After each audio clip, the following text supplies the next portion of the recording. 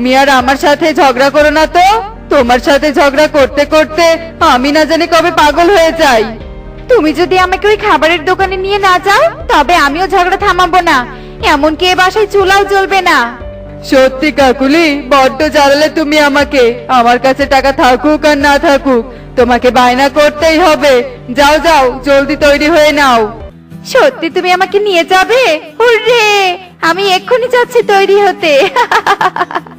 খুশিতে আত্মহারা হয়ে কাকুলি কাক সাজগোজ করতে শুরু করে, আর কাকুলি কাকের সাজগোজ শুরু হলেই দুজন মিলে বেরিয়ে পড়ে।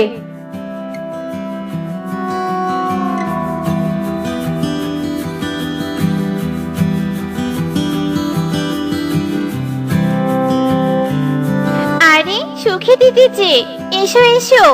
সাথে তোমার মেয়েকেও নিয়ে এসেছো নাকি? ঠিকই ধরেছো টুনি, এই হলো আমার একমাত্র মেয়ে পারুল। তোমার দোকানে লাচ্ছি খেতে তো একেবারে প্রশংসায়